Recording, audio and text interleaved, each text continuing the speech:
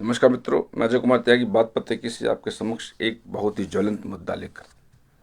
मेरे मित्रों, 10 नवंबर 2025 शाम लगभग 6:52 पर लाल किले के पास जो आतंकवादी और फिदायनी हमला हुआ, उसकी भर्त्सना जितनी की जाए उतनी कम।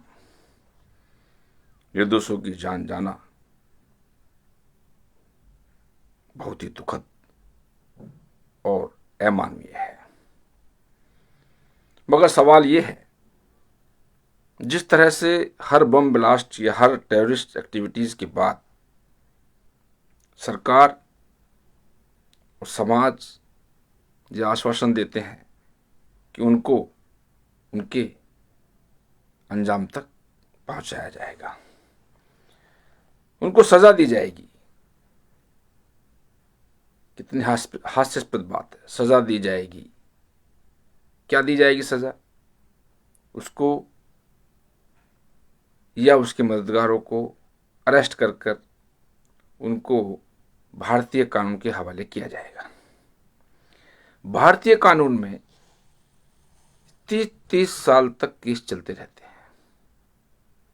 वो शख्स जो इसमें इन्वॉल्व हैं, वो लोग 30-30 साल, 40-40 साल तक जिंदा रहेंगे, सुर्खियों में रहेंगे, और साथ साथ उनके सपोर्टर्स भी उनकी वकालत करते रहेंगे सोशल मीडिया पर, समाज में। कुछ पार्टीज भी ऐसी हैं, उनके पक्ष में बातें करती रहेंगी।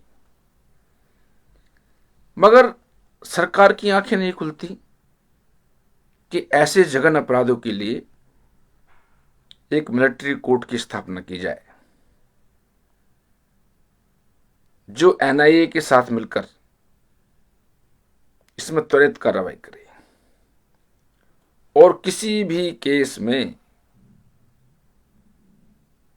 1 साल से ज्यादा का वक्त नहीं लगना चाहिए। ये कोई सामान्य घटना नहीं, ये कोई मारपीट की या अचानक हो जाने में घटना नहीं।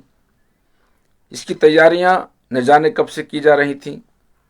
शायद ऑपरेशन सिंदूर के बाद इसमें तेजी आ गई, मगर ऐसा तो नहीं कि सिंदूर से पहले पाकिस्तान या टेररिस्ट लोग भारत के खिलाफ नहीं थे, या उनकी गतिविधियां उनके खिलाफ, हमारे खिलाफ जारी नहीं थी। ऐसा अब भी हो रहा है, आगे भी होने की संभावना रहेगी।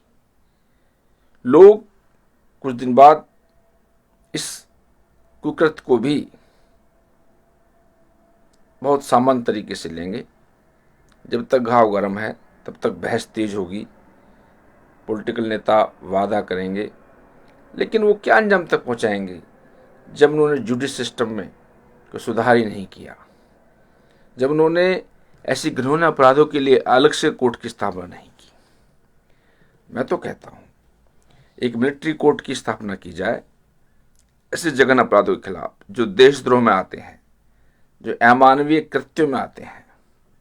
और इस दोषी इस कांड के संबंधित नहीं, अब तक जितने भी कांड हुए हैं उनके सभी केसेस उनको सुपर्द कर दिए जाएं, और आगे आने वाले समय में ऐसी घटना ना हो, ये जिम्मेदारी भी उसी कोर्ट को दी जाए। एनआईए और वो मिलिट्री कोर्ट मिलकर ही डिसाइड करें कि क्या होगा, क्या ऐसा दोबारा ना हो हिंदुस्तान की धरती पर, क्या किया जाए। इसलिए जरूरी होगा कोई भी वो सेंटेंस, वो वाक्य, वो शब्द, वो किताब, वो संगठन, वो धर्म, वो समाज जो ऐसे कुकृत्यों की वकालत करता है, उसके खिलाफ कार्रवाई पैन इंडिया होनी चाहिए। दूसरा बात ये, कोई इंडिविजुअल, कोई व्यक्तिगत रूप से देशद्रोही अमानवीय कृत्यों की वकालत करता है मीडिया में, सोशल मीडिया में, समाज में, अभद्र व्यवहार करता है, देश के खिलाफ बोलते हैं, सबसे पहला काम होना चाहिए उनकी आइडेंटिटी डिसअप्रूव हो जानी चाहिए। उनका आधार कार्ड, उनका पैन कार्ड, उनका बैंक अकाउंट सब सीज होना चाहिए। तब तक वो व्यक्ति खुद सफाई नहीं देता अपने कृत्य के बारे में, और उस सफाई से जब तक ये मिलिट्री कोर्ट एंड एनआईए की जो व्यवस्था होगी, आयोग होगा, उससे संतुष्ट नहीं होता, उसका आइडेंटिटी रिवोक नहीं होना चाहिए। जब तक ये भय नहीं होगा, कहीं पर आवाज आती है कि हम पाकिस्तान के समर्थक हैं, कोई कहता है हम समर्थक उसके हैं, हिंदुस्तान के समर्थकों के अलावा,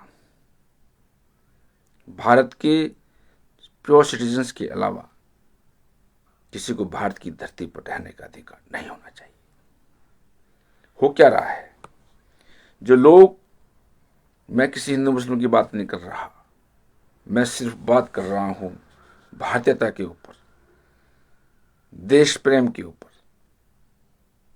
ऐसे मुस्लिम नौजवान सैनिक ऑफिसर्स रहे हैं जिन्होंने भारत के लिए जान दी है, वो भारत को अपना देश मानते हैं। लेकिन सवाल ये है, उनकी संख्या कम या ज्यादा हो सकती है, लेकिन उनकी आवाज इतनी मुखर नहीं होती, क्योंकि वो धमाका नहीं करते। लेकिन धमाके करने वाले कम हो सकते हैं, मगर इनकी गूंज दूर तक जाती है। जो लाल किले पर हुआ, उसमें सुनने में आया मुस्लिम फैमिली भी, मुस्लिम लोग भी मरे हैं, शिकार हुए हैं। हर मजहब और जाति का लोगों से मारा गया है।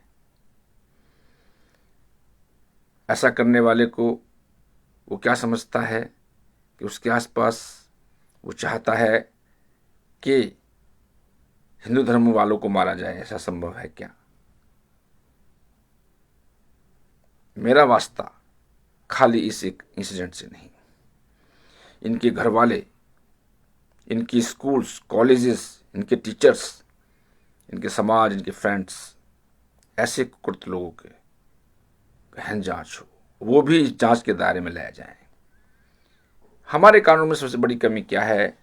एक व्यक्तिगत रूप से जो कुकृत करता है उसी को सेंट्रलाइज किया करके मुकदमा चलता है, जबकि उसकी परवरिश में, उसकी मेंटलिटी स्थापित करने में उनके घर वालों का, उनके समाज का, उनके मजहब या धर्मगुरुओं का या उनके मित्रों का बहुत कुछ योगदान रहता है।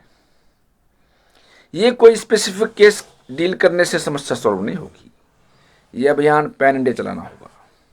अगर सरकार इसको भी एक छोटी घटना, एक आइसोलेटेड के रूप में सॉल्व कर कर पल्ला झाड़ना चाहती है, तो इसके लिए भी परिणाम अच्छे आने की उम्मीद नहीं।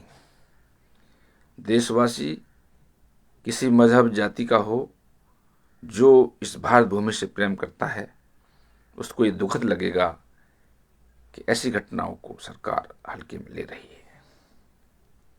मेरा मानना यह है कि इस बार वो अपना काम कर चुके,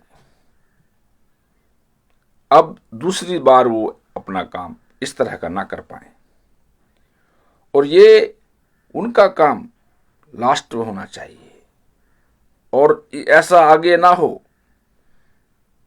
इसके लिए जो व्यवस्था करनी हो वो सरकार, समाज, ऑर्गेनाइजेशन, धर्म, मजहब, सबकी जिम्मेदारी है।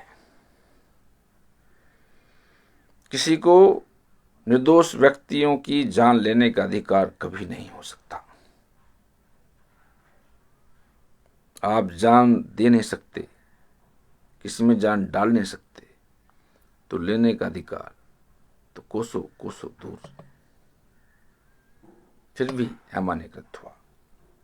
हालांकि ये घटना और ज्यादा बड़े पैमाने पर हो सकती थी। इरादे बहुत खतरनाक थे। अच्छा हो हमारी सिक्योरिटी एजेंसी ने अच्छा किया कि उसका जल्दी ही पर्दाफाश हो गया। यही कारण रहा कि डॉक्टर उमर को अपनी गिरफ्तारी का डर सता गया और वो जैसे तैसे करके अनप्लान्ड वे में इस काम को कर गया। मगर सोचो, अगर उनके हौसले या उनके मंसूबे पूरे होते तो कितनी क्षति भारत को और उसके नागरिकों को पहुंचती। अब सवाल ये उठता है कि हमारे एजुकेशन सिस्टम, हमारी यूनिवर्सिटीज़ में क्या हो रहा है। ये केवल अलसफा की बात नहीं है, ये और भी विश्वविद्यालयों में ऐसा हो रहा है। सरकारें ऐसे से सोचती हैं कि पढ़ने का काम कर रहे हैं, लेकिन धंधे दूसरे होते रहते हैं। सभी को सजग रहने की आवश्यकता है। और घटनाएं आगे ऐसी नहीं होगी, मुझे नहीं लगता आगे भी होंगी। पाकिस्तान ऑपरेशन सिंदूर में मार खाने के बाद पूरा प्रोसेस में लगा हुआ है कि वो डायरेक्ट वार तो जीत नहीं सकता, मगर ऐसे कोई कृत्यों से इंडिया में अराजकता फैला सकता है। मैं दुख के साथ आपसे विदा लेता हूं कि ईश्वर उन दिवंगत सभी आत्माओं को शांति प्रदान करे। उन परिवारों को ईश्वर हौसला दे, हिम्मत दे, जिन्होंने अपने प्यारे सदस्य इस दुर्घटना में खो दिए। उम्मीद करता हूं सरकार, समाज और भारत का प्रत्येक नागरिक आगे ऐसा ना हो इस विषय में जरूर सोचेगा और कदम बढ़ाएगा। धन्यवाद। नमस्कार।